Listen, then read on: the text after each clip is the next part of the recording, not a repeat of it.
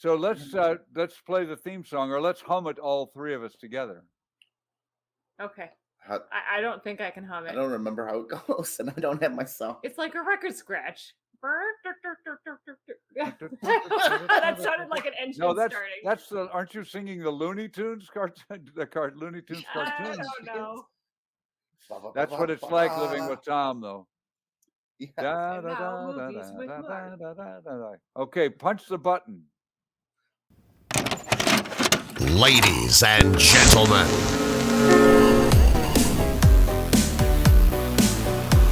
Movies with Mark.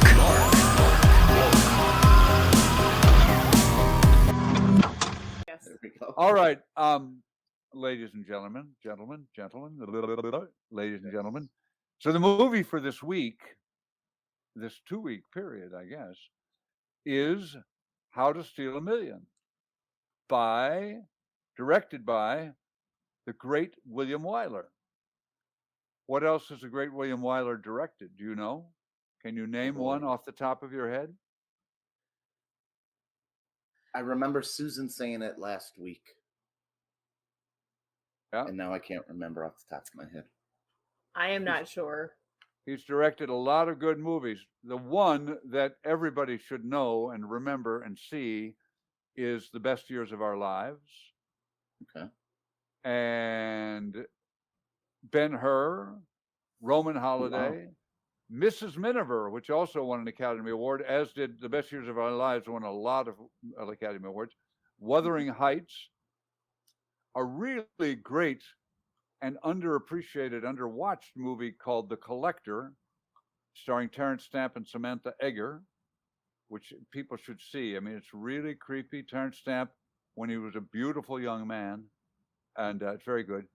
And this movie shows all. I mean, that Wyler is a very skilled director. He's a real Hollywood director. He can do everything from big epics like Ben-Hur to nice little movies like How to Steal a Million. He happens to have a great cast: Peter O'Toole and Audrey Hepburn. How dreamy is he? How dreamy is he? Yeah. Can you see?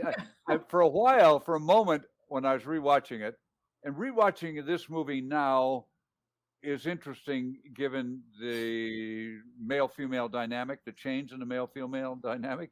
Because when he kisses her and she goes all dreamy-eyed and weak in the knees, I thought, well, that's not really politically correct, but that's okay. But he's kind of aggressive. What? He did not have consent. No, yes, he didn't ask. He didn't call and ask her mother. He didn't ask her. He just kissed her. Was he wearing eyeliner? Well, the guy that just proposed about to her. every minute of every day she's wearing eyeliner. No, yeah. was he wearing eyeliner? Oh, is he or she? He. No, he might have. I think they have, like they had for Paul Newman, a special light for his blue eyes to really make them pop as much as possible. Yeah, they did. And because after seeing Rocky Horror, I think I like my men in eyeliner.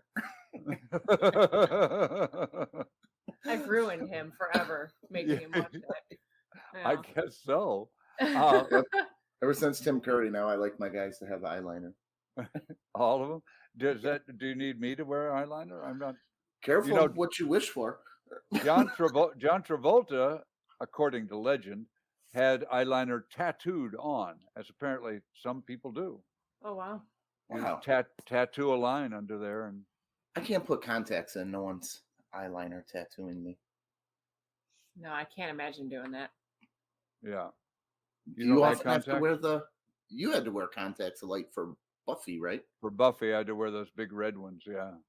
They weren't bad. My eyes accommodated them pretty well, but they had a really good guy to do it.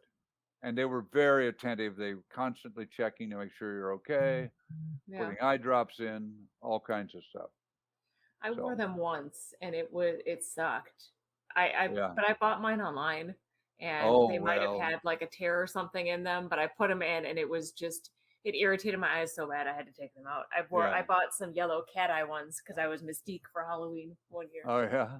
And so you weren't buying regular contacts online. You were just costume. Those costume ones. Costume. Yeah, those I think you've got to get them. I mean, we had them made by a professional ophthalmologist, whatever they're called, and not online. It's because your eyes it's a really safe way to do it. Yeah, you better do it. So Weiler is at sort of at the head of this, and it makes what could otherwise just be a kind of a minor heist movie, a minor romantic comedy, rom-com, as they say in the trade. It makes it much more interesting, I think, and gives it some more layers and makes it funny in a different way. It's not. I don't find it jokey at all. I find it, well, as they refer when they're going to rob this, when they're going to case the joint, this museum where they're going to rob a great piece of art. They refer to normal human reactions, and nobody's overworking it. Nobody's working hard to be funny.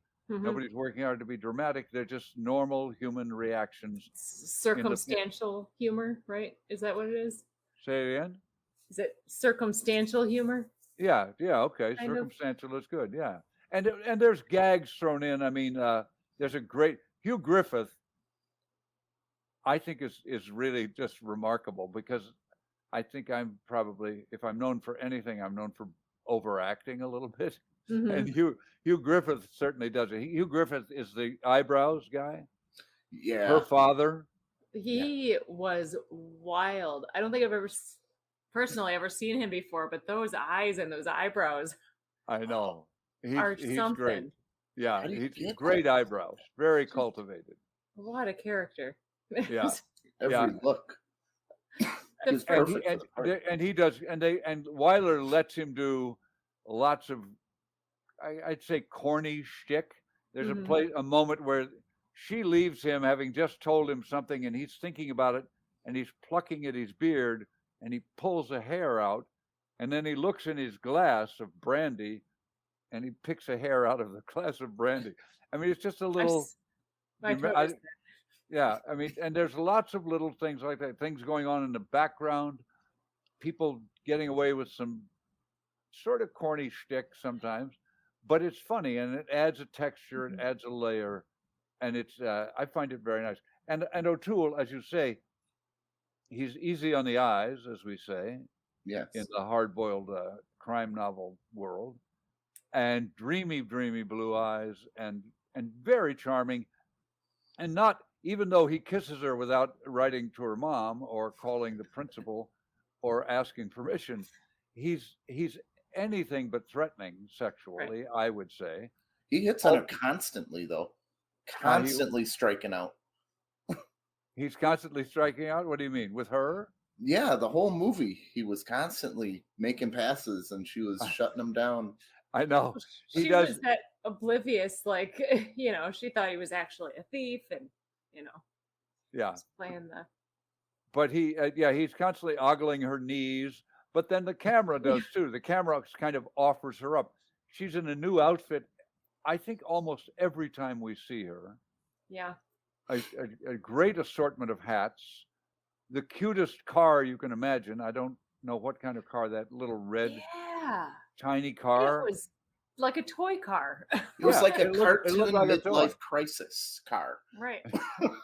Well, he's driving the real midlife crisis, a yellow XKE.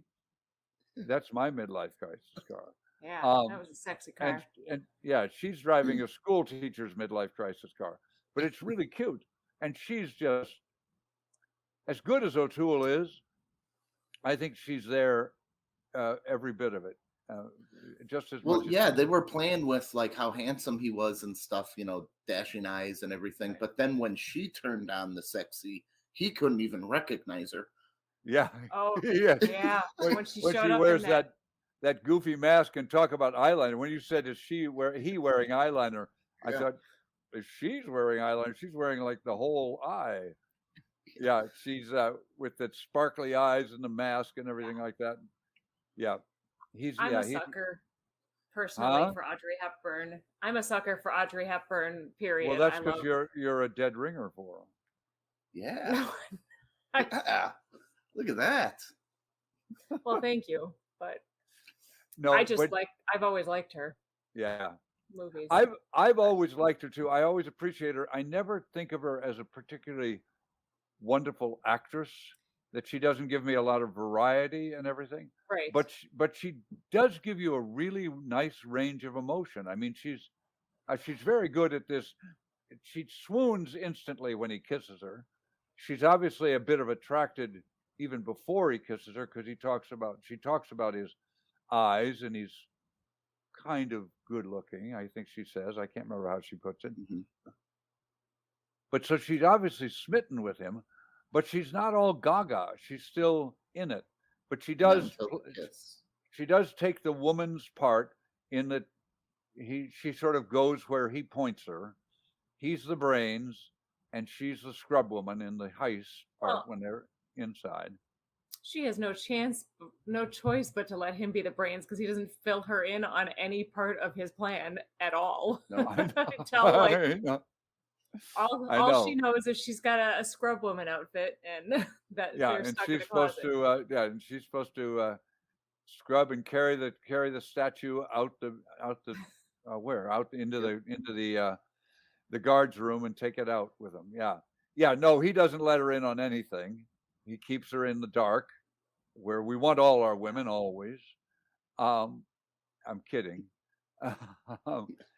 But so there's it's interesting to see it from this point of view.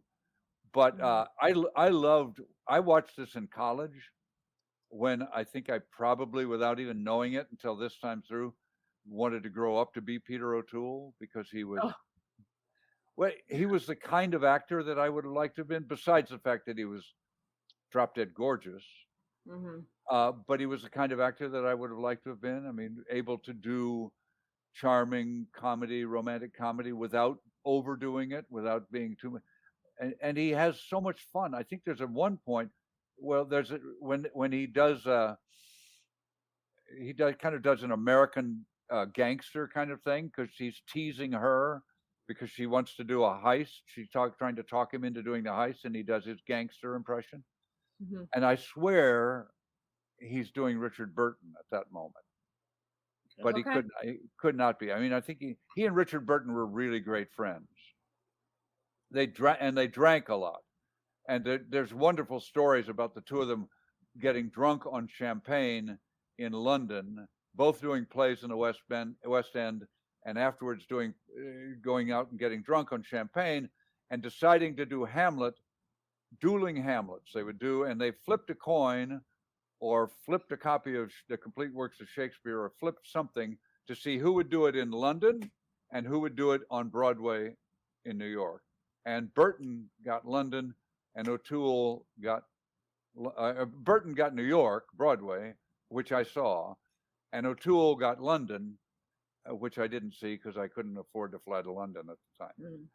But I would have gone to see it, because to see Hamlet for stage actors like they both were and are, and like I sort of think of myself, that's where I started and that's where I went back when I finally quit Hollywood. Hamlet is like, for a man and or for a woman, a couple of good women. Sarah Bernhardt did it, Diana Venora did it in New York. Hamlet is like the part to play that kind of will define a generation.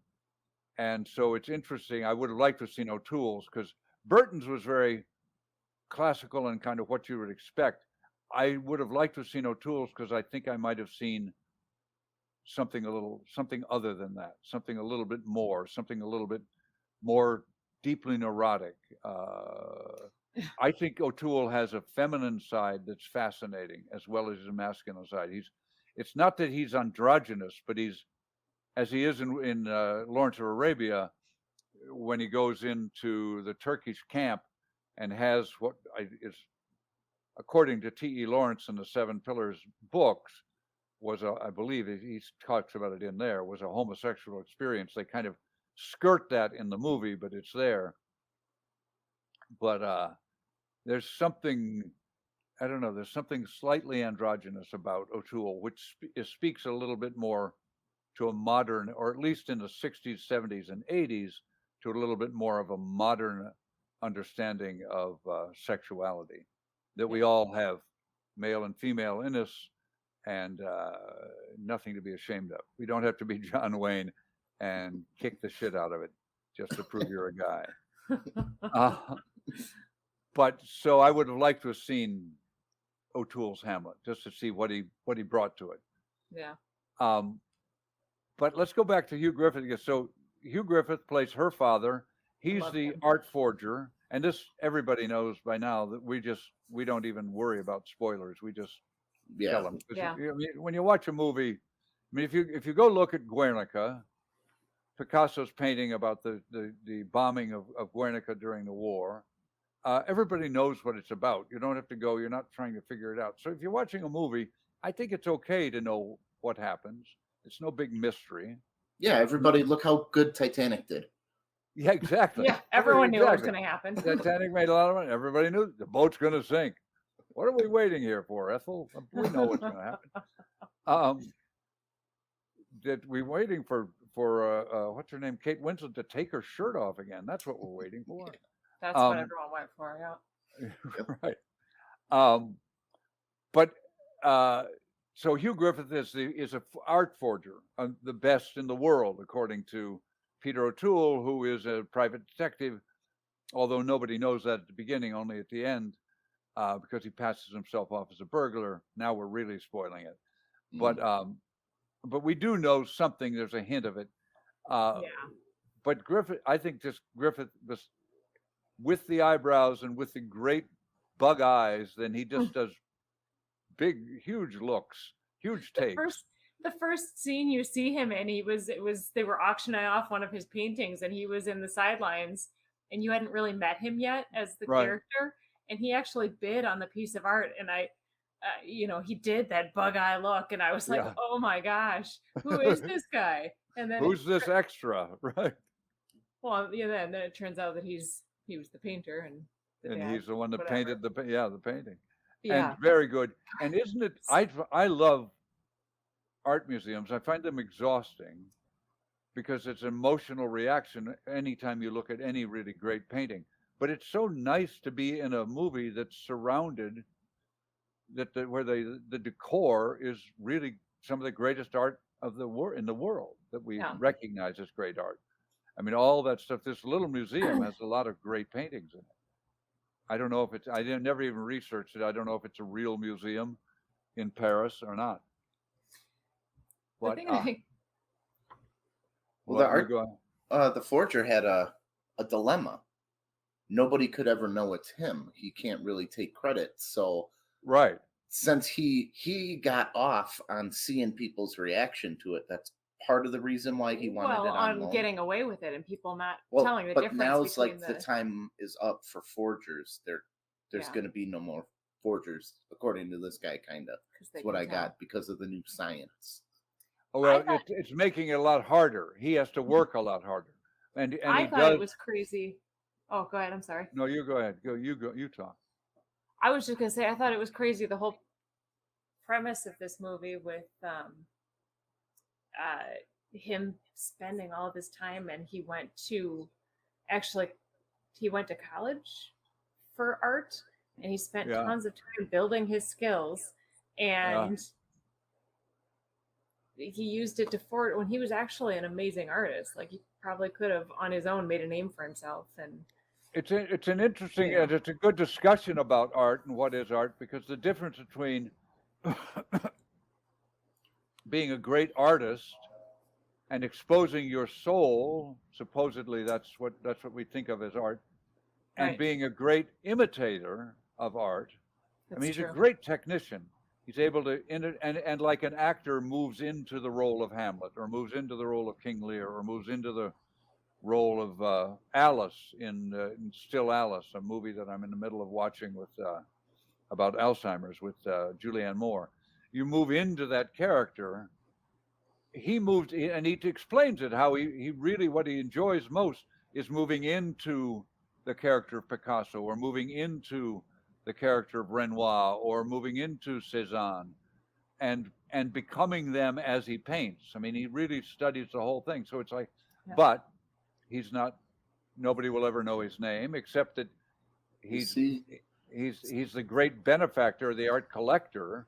That's how he sells them when he needs money. He sells them because they come from the Bonnet collection, and apparently his father and his grandfather before him were all art forms. I was just gonna say that, Mark. Yeah, you have this beautiful explanation about how he's getting into the artist or whatever, and I'm just like, family business. He's a forger. That's right. He inherited it. He didn't really want it. Yeah, because the Cellini Venus, the statue that the whole heist is about, and that the whole movie pivots around, was sculpted, because he's not a good sculptor. He admits to not being a good sculptor, but it was sculpted by his grandfather. I think his grandfather, and it's his grandmother and Audrey Hepburn. Her grandmother. And her grandmother, that's right. I thought it was his. It's his father then. Yeah. Hugh Griffith's father, her grandfather, her grandmother poses for it, and there is a bit of a resemblance. They never give you a long look at the Cellini Venus except from a distance. So, and I don't even know if it's a real thing or not. Yeah. But yeah, it's this sort of wonderful thing about how he's not doing it for the money. He's doing it because he just so enjoys the work. It's the process that he likes. Yeah. I mean, who was it?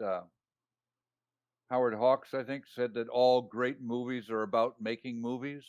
And to a certain extent, the way Griffith explains forgery, this is a movie about making a movie, about being an actor, about inhabiting a character, inhabiting a role. The way and then the mechanics of it, which are very well laid out. I mean, I love they take a lot of time with the sequence with the magnetized key, getting the key off the hook and down and around the corner and into a lot. I mean, it's long and it's tedious, but I like it that they take all that time. It's go ahead. You want to talk, Molly? Say something. No, I like that too, and that's one of the scenes in particular that stood out to me, because I'm sitting here going, okay, you saw him taking note of where the keys were and where all this was, but he really brought all of this stuff because he planned on accidentally being locked in the closet. And then at the end puts a Band-Aid on it. He brought this giant magnet. He had like a fish hook in his tie, hidden in his tie. He had the grab little thing so that he could, Yeah. I'm like, man, that was awfully complex. Was he just trying to like impress her with all, because he didn't have to do that. He could have picked the lock from the other side from, with all the gadgets he had. Yeah. And then, at the end, he opens the door and just sticks tape over it. Like, do that come on. Did you notice him eating the chalk, spitting the chalk out? Yes, like chalk and then eating. Yeah. And then still eating it. Yeah. Yeah, eating and swallowing it. Yeah, and I thought about that too, because I thought, God, was that real chalk? Is he swallowing that chalk? I don't think that's going to be good for his digestion. It had to be peppermint. I'm sure it was. Yeah, he had to insist on something that was edible. Yeah. But I think a lot of that, what you're talking about, Molly, that time that they take and the fact that he has something up this sleeve and something up this sleeve and sewn into if Harpo Marx had done that part, Harpo Marx would have had a big overcoat and he would have opened the overcoat and gone like that. Right. And I think they're having a lot of fun with how, he walks around. He doesn't have a briefcase. He doesn't have anything. He walks around with his hands in his pockets. Very nice suit, looking good, looking great all the time. But he never, he's just the most casual guy imagining. But he has all his burglar tools, exactly what he needs, stuffed in one sleeve or in the yeah. And I think they're just having fun with the jokiness of that. Oh, for sure. I loved it. Yeah. No, it makes it very charming. It's very nice. They don't make movies like that anymore, I guess. Well, they don't. They're more self-conscious about stuff like that, about making fun of themselves, I think. No, instead we get Ocean's 11. I just love the pure high tech. Even these romantic comedies that have so many, like you said, layers to them. Yeah. It's kind of beautiful. I first fell in love with Audrey Hepburn watching My Fair Lady. I watched it at a young age and fell in love with it, and then had to watch everything else that she had done. Pretty much, that's kind of where that came from. Have you seen Two for the Road with her and Albert Finney? I don't think I have seen that one. See it and see it soon, because it's very interesting.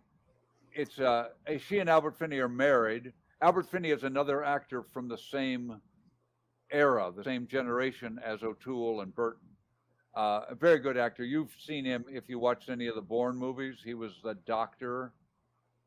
Okay. I don't know. Do you know who Albert Finney is? He hasn't done a lot of big movies lately. He's kind of large, but she and Albert Finney make this movie called Two for the Road, directed, I believe, by Stanley Donen. He was in Big Fish. And he was in Big Fish, right? Yeah. That's a Tim Burton movie, right? Yeah, that's one of my favorite movies. Is it really? I've got to watch that again. Movie. Yeah, it is interesting. It's a complicated story, and I'm not the fantasy part of it. I always have trouble with, but I should give it another chance. But in Two for the Road, they're a married couple, and it's sequential. It goes through every year. They take a driving trip around Europe, and so every year they're in a different car, and all the time she's driving around in her little red cute car, or he's driving around in his yellow XKE. Right. I kept thinking of Two for the Road because they're constantly driving around, mostly in the French countryside, not in Paris, and driving around in circles because they're lost. But it's about it's really good, about a marriage that you see at the beginning and you see all the way through it right up until the end. And it's very good. It's very good. Two for the Road. Look at it. We won't watch it and read it for this because I don't, and review it for this because I don't think it's that good, but it's a really good movie about a relationship, and it's a very interesting structure. And all the driving that they do in this around Paris streets in those very big circles, it'll refresh your memory of that anyway. Yeah. But so what have we got? We got Wyler, who's a really top-notch professional, a little bit more than just a journeyman director. I mean, he's really, if you've never seen Best Years of Our Lives, you should. Have you seen Best Years of Our Lives? No. Oh, wow. I think that's what we should watch next time, then. Okay. Because it's a movie that everybody should watch.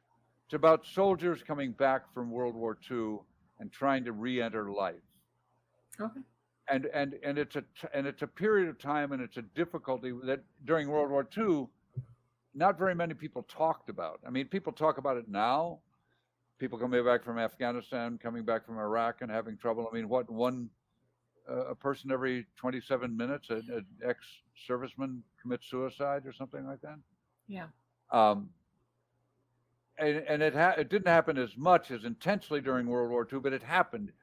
The country was so glad to be out from under the war, and people come back, and you come out of the trenches or out of the bombers or off the carriers, and you've been changed, and your wife, your sons, your daughters, your girlfriends, your mother, your father have not been changed. I mean, they have been, but in much more subtle ways. And Best Years of Our Lives just really makes that very clear. It's one of the great movies that I've ever seen, I think. And it really honors those men and women in a great way, and a great performance from Frederick March, great performance from Myrna Loy, beautiful performance from Teresa Wright. I see I'm talking about it already, but we should watch that for next time. But anyway, right. And William Wyler directed it, and he had a great script and he had a great cast because people wanted to work with William Wyler, but he understood that moment in American history and that moment in people's lives really well, and he really presents it nicely. And it has a happy ending, so you'll be happy at the end. I think you'll be happy. Spoilers. Yes. Yeah. But back to How to Steal a Million. The other thing that I love about How to Steal a Million, and I did in college, when I saw it in college, I wanted to go, like I said, I didn't realize it, but I wanted to grow up to be Peter O'Toole. And I probably wanted to grow up to have Audrey Hepburn in a closet for a couple of, for overnight. A whole night, yeah. Yeah, a whole they were night. there for hours. Yeah. And what do you suppose happened in that closet? Not a making out. A lot of just making out. There wasn't room for much anything. See, in today, I think you're right. They kissed in Hollywood and in the world in those days. If you kissed, that was as good as having sex. But nowadays, if you make that movie, they have sex out. I would think it would have made the closet keys a little bigger off on the outside on their own. They'd have made the closet a little bigger. They'd have put a sex scene in there. Yeah. Something with a mop would have happened. I don't know. But how did I got sidetracked on? Oh, but the other thing that I loved about this movie when I was in college and first saw it, came out in 1969, I think. No. Was it 69 or 67? I can't remember. But was the soundtrack. The soundtrack is just, I bought it. I actually bought it on a LP, 78, and played it all the time in my apartment. It was what I studied to. It's what I did homework to. It's what I learned my lines to. I can't even hum it right now, but it was just a great soundtrack. And I didn't notice it this time through, but it's there. I didn't notice the soundtrack really either. Yeah. I don't know. It's just really jaunty and fun. Okay. I can see that. Yeah. But so all in all, a slight movie, but a slight movie really well made, really well performed, really charmingly acted. And it's fun to see a heist movie, like Molly said earlier, and Tom indicated too, without all the high-tech hoi polloi, all the nonsense of the Ocean's 11. That was the genius right there. It was, they talked about this laser unstoppable alarm system, and he's like, I'll just annoy the guards till they turn it off. Well, that he just stumbled into everything. He stumbled into this guy, selling those things on the street, and then he was like, I'll just piss him off until they. But it only took 2 times. Well, they woke the big dog or whatever. How much trouble do you think those guards got in? I know. Well, yeah. Well, because everybody lives right near. The prime minister lived, or it's the president, whatever, lives nearby. Right. The commissioner of art, whatever they're called. Yeah, they all live right there. And the alarm was really loud because, like that guard says, it's supposed to be loud. That's how it works, or whatever it is. Guess who we woke up this time? That's right. And don't you love the other guard, the one who has the bottle hidden in the bucket? Yeah. And the guy who just with the big mustache, the big fat guy who's kind of, There's a bunch of nice little characters all through it. The other thing in this, Tom pointed out when we were watching it, was very odd. The scene where they're in the closet and then they're showing the guards. The guards are all playing like cards and stuff, but they're being like all quiet. They're whispering and not talking. And Tom's like, why are they being so quiet? They don't have to be quiet. They don't have to. They can talk. And then it goes to, I think there's something about being in a museum where you sort of respect the art and you just be quiet. Maybe, you whisper. But you think they're there every night. They get like. There's a lot of guards.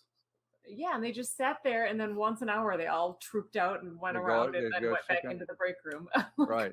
Yeah, go back in the break room and play cards. I couldn't tell what card game they were playing. I don't know if it was canasta or bridge or poker or what, or just casino maybe.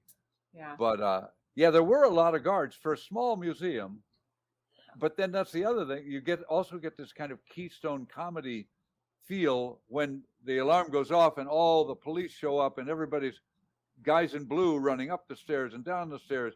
And every time there's a shot from the outside of the museum, the lit windows, people walking back and forth. Weiler has a lot of fun with things like that, with sort of overdoing the number of cops. It's like Landis does in Blues Brothers, where not one cop car crashes, not 2, but like 150 cop cars crash on top of each other. Like a clown car. Well, I noticed too, they used the same footage of the cop cars and the shadows behind the, inside the museum for each. There were like 3 times, I think, because the second time it happened, I was like, I wonder if that's the same for this. So the third time I was like, Yeah, they had the same guy like stop and open the door. It looked like the same footage to me, just from it could be. It could very easily be that Wyler said shot it once and said, yeah, we'll use it the next time too. Same footage. Why not? Right. I think it's even it lends more to it because it's supposed to feel redundant. Yeah. Yeah. So why not make the movie exactly redundant? Yeah. Yeah. Make everybody live through it. But so okay, it's a slight movie. It's a romantic comedy. It's not going to change your life, although maybe it might change your life. I think it, to a certain extent, it certainly enhanced my life for about a year and a half in college, and maybe it made me think more about. One of my acting teachers in college once said to me derisively, "Well, you'll always be charming. At least you're never going to be talented, but at least you'll be charming." And I really, that broke my heart. But watching this movie made me think, well, at least Peter O'Toole's charming, so I could be charming too. But he is. I mean, he's just lovely. He's lovely to look at, but he's lovely to watch too. I mean, I just find him very attractive. And Audrey Hepburn, bless her heart, is really a good actress in the clinches, in those intimate moments. I mean, she really lives through her doubts of him and her questioning of him. She really lives through that. But she's such a clothes horse. I mean, there's a credit. Yeah. Gowns, Miss Hepburn's gowns by Givenchy. I cannot know how you pronounce it in the French way. And her jewels by Cartier. And I mean, she just talk about product placement, and they get the name of Givenchy in there. She does that a lot, though, doesn't she? Every a lot of her movies are her just wearing extravagant dresses and jewels throughout. Yeah. She figured out how to costume changes. Get all the clothes did she get to wants. keep them all? Yeah, that had to be in there. That's in the contract. Get to keep but the outfits. She was an extremely sophisticated person, even when she's playing, and she's all wrong in Breakfast at Tiffany's. Have you read the story? I have not. I've seen them. I've obviously seen the movie, but yeah, and it's a fun movie. Except it's hard for me to watch George Peppard. Isn't that George Peppard in Breakfast at Tiffany's? I've never seen it. I don't know. Probably. Yeah, I think it is. But the story, Holly Golightly is a little bit is on rockier ground than Holly Golightly. I mean, she's really living on the edges of things, on the edges of the fashion scene, on the edges of the hips downtown scene, on the edges of the sophisticated Tiffany's scene, on the edges of money. Mm-hmm. She really is an outsider wanting to be in, just like having breakfast at Tiffany's, going to Tiffany's to look in the window at things you'll never be able to afford. Right. And Hepburn is not. Hepburn is definitely an insider. I mean, she's beautiful. She wears, the best designers' clothes. She's charming. She's wonderful. So, but I buy her completely in Breakfast at Tiffany's. I mean, I love it. It's a fun movie, except for George Peppard, and it's a fun story, and she's just so charming. Have you ever seen Sabrina, the old original one with Humphrey Bogart and William Holden? She's great in that. Yeah, too. But you put her in a burlap bag and she looks good. It's true. Yeah. Have you ever seen Robin and Marion? Molly has it. No way. Robin. She was older. It's Robin and Marion, Robin Hood, and Maid Marian when she's I think she's now the Mother Superior. It's when they're old, and they get back sounds together. Awesome. And it's a great movie. You should watch that movie too. It's directed by Richard Lester, who directed A Hard Day's Night. He directed the Three Musketeers and the Four Musketeers. And he directed Marion. Petunia. I want to see Robin and Marion. It's really great. And Bob Shaw is in it as I think the Sheriff of Nottingham. a lot of older actors, and Sean Connery plays Robin Hood. Nice. And Sean Connery, who had the craziest accent in Nicol Highlander. Williamson. Nicol Williamson, who was one of the great Hamlets of that generation, also is in it. He plays, I think, Will Scarlet. Rich, but I'm too old for the shit.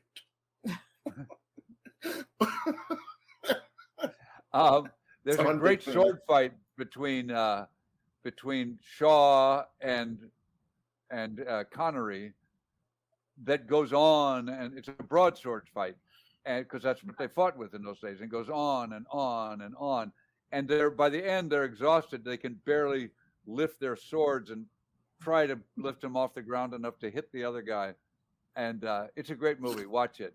Boy, I've named a lot of movies. This movie turns me on. That just reminded me of the scene from Princess Bride where they're dueling.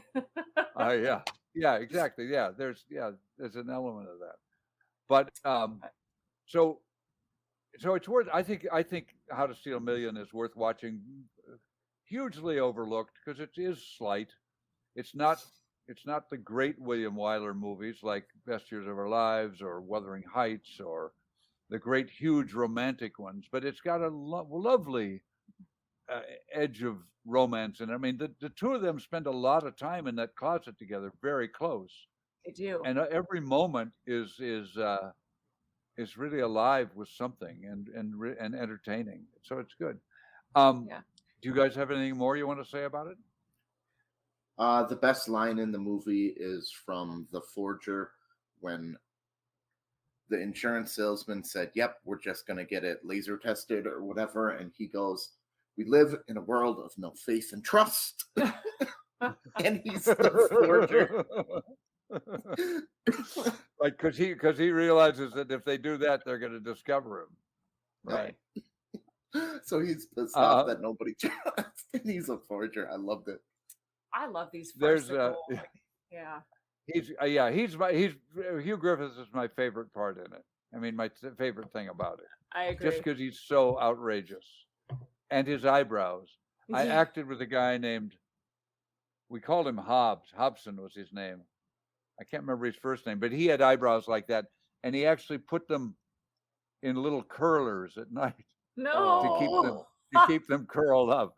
Well, they were like a part of his personality. Yeah, they were his character. He combed them and brushed them and curled them just to protect them. So I've got one or two that go up like that. But, I got some robes I got to clip.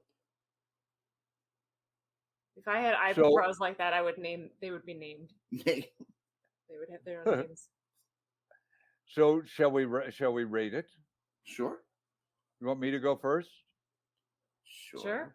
Yeah. I'm not going to give it a full-on 5 because I reserve that for movies like Paths of Glory and just about every other movie we've watched. Right. But I'll give it a 4 because I think it's really good. Bringing Up Baby is a better rom-com. I think more inventiveness in it, more boldness to it. But this is they're having a lot of fun making it. So I'm going to give it a 4. I completely buy the romance between the two of them, and I love Hugh Griffith. And there's Eli Wallach, the good, the bad. Is he the bad or is he the ugly? Eli Wallach. The good is Eastwood. The bad is Wallach, and the ugly is Lee Van Cleef. But anyway, there is Eli Wallach playing Leland Davis, or is his name Davis Leland? She can't remember his name. She's engaged to him, wearing this gigantic engagement ring that she wears. And I'm worried when she goes out to be the scrub woman, she has it on. I'm worried somebody's going to see that. She slipped it this way. And she flipped it in. Yeah. She noticed it. I thought she was going to lose it too. Yeah. I thought there was a twist when it was missing. I thought it was going to be this big twist, and Peter O'Toole was actually a real robber and robbed everybody and took off with it, even the ring. but he ends up being a totally honest man, and he returns the faux statue and the ring, and he does it expertly, like brilliantly. Yes, brilliantly, as the English would say. and Brilliant. charmingly, always charmingly. Okay, so that's my take on it. Tom? All right, I'm going to go with a 4 as well, just because really the first hour, not much happened. It was just a little slow. The first hour kind of dragged, and then it really got good. But once you they get into the heist, you mean once they get into the heist? Yeah, you got to downgrade them for a bad first half. They didn't really. Yeah, and I'm not sure. I'm not sure. I know it does go slow by our standards now, but it's introducing characters. It's introducing place. It's introducing a kind of an ambiance. It's sort of teaching you how to walk. Yeah, I guess they could have taught us more fun. More fun. Can you hear me? Yep, we're back. I can. Oh, you froze up for a second. Yep. There you are. I guess if they could have introduced the characters and had it just more entertaining. Yes. Yeah, we're here. You're in the show. Everyone can see and hear you. That's what it says down here. Can you hear us? My name even. Well, I wonder what's under those three. Can there you are. And now I can see you. Can you see me? Yeah. Yep, we're good. And I can hear you. So what was I saying? I was just saying it was a little slow. I wish it could have been a little more fun introducing everybody, and it's a little more. I know what you mean, and I think it is a flaw in it. It's one of the reasons why there's a lot of those little gags in the corner, and like Hugh Griffith with his plucking his beard, and it ended up in his glass of brandy, because they're they're just not sure. They're not as sure of themselves as you'd like to be. I respect your 4 and that reason. That's good. Okay. Molly?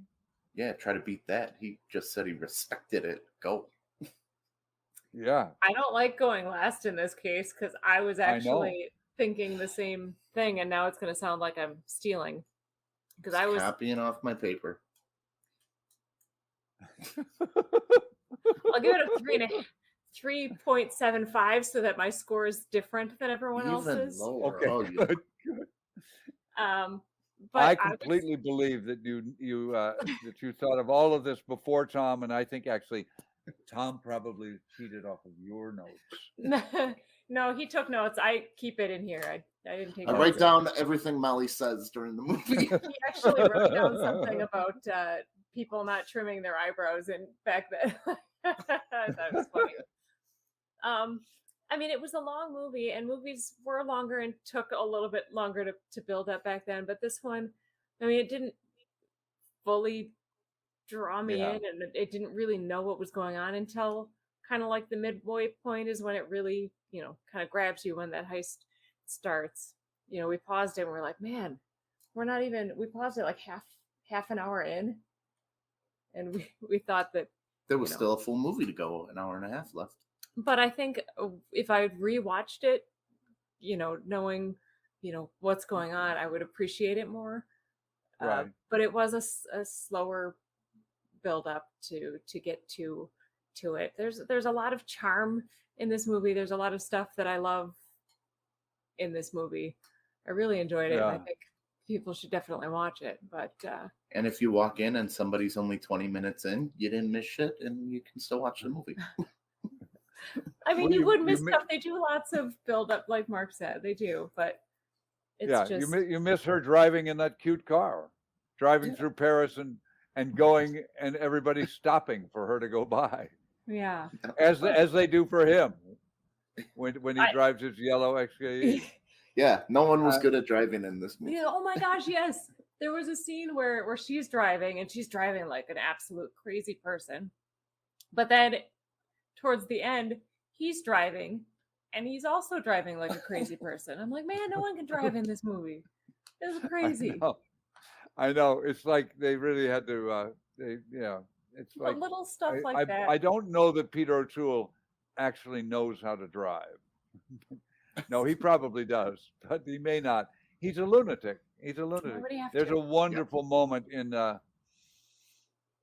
at the Academy Awards when Burton got sober and O'Toole did not get sober late in their lives. We talked about their friendship, and there's a great moment when Burton presents some kind of award. Maybe it's an achievement award, or maybe it was the Academy Award. I can't remember.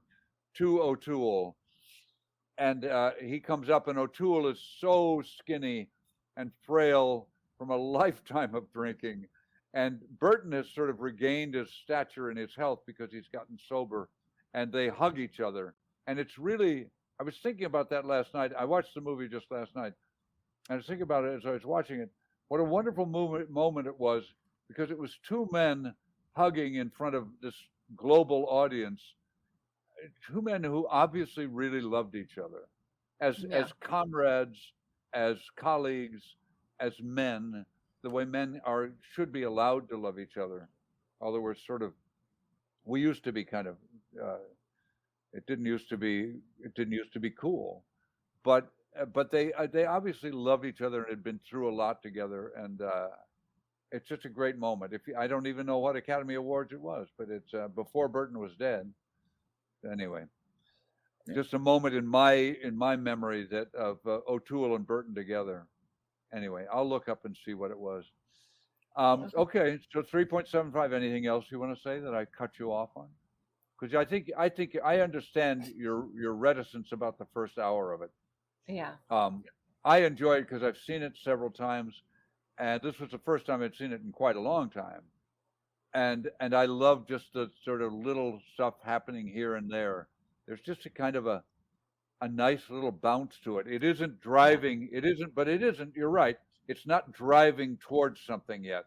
It's just kind of trying to figure out where it is and what we're doing. And then once we have a job, once we have to steal the Cellini Venus, then it begins to pick up and drive forward. Yeah. And I understand it being hard to watch that first, but it's not that big a struggle. Like you said, Molly, there are things in it and people in it, and there's all of Audrey Hepburn's clothes. You just look at her clothes. Well, and the Leland character, I think, the Leland character, I think, threw me off too, because I've seen him in like 5 different Twilight Zones. Well, he threw me off more so Leland. Oh, Leland. Oh, Eli Wallach. Yeah. Yeah, he's a different. He's in a slightly different movie. He doesn't quite get into that movie. He's a different kind of actor. But he threw me off because you could have just completely cut him out of the movie pretty much. Like, he wasn't like super essential. And at the beginning where he's looking at the Cellini Venus in the museum, and he decides that he's got to stay, he's got to stay for longer. He's got to have this piece, and then you don't see him for a while. And then it was like, well, I will argue he's the most important character in the entire movie, because now he has the final evidence of the ancestors that he's never going to show anyone. True. He was the person that they pawned it off on, I guess. It should have been called the Leland movie. I mean, I love those little details, and if I watched this again, I would probably see a lot more in the beginning, And we're so used to now movies getting right to. If a movie came out now that had a beginning that was as slow of a build-up, people would be probably walking out. Probably be walking out. No, you're right, because we're used to having movies sort of either jammed down our throats the way the superhero movies are. Yeah. We're not used to sort of being coaxed into them or being able to see them in a relaxed way and not, the first half hour of a movie, you're busy sorting out your popcorn and your Junior Mints anyway. Yeah. But or your Milk Duds, whatever your preference is. The Reese's Pieces. What? Pretzels with cheese. The Reese's Pieces are the best. Or the Chewy. Chewy. Yeah. Oh, do you mix the Reese's Pieces in with your popcorn? Nah. That's what I used to pour a box.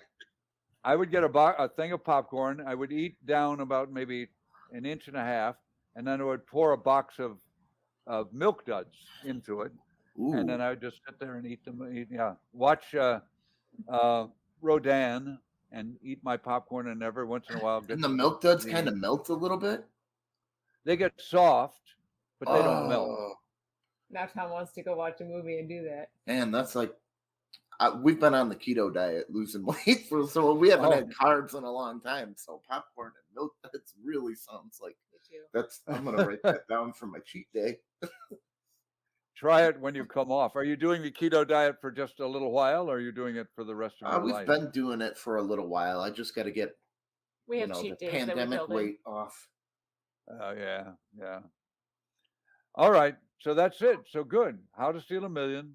Peter O'Toole, Audrey Hepburn, directed by William Wyler, with the great Hugh Griffin as a supporting character. And then there's Charles Boyer. And what could be more French than Charles Boyer playing a little part just for fun for his friend William Wyler? And probably Audrey Hepburn said, Charlie, come on, do this movie. Just do it for me, okay? And Charles Boyer said, how can I refuse? All right. And what shall we watch next time? Shall we watch Best Years of Our Lives? Best Years of Our Lives. Best Years of Our Lives. Let's watch Best Years. Another William Wyler movie. I think he's worth another look. Okay. It's a real good look at Hollywood during the glory years of it. And Best Years of Our Lives is just a great movie. Almost everyone you talk to who's seen it will acknowledge that it's a great movie. All right. Excellent. Awesome.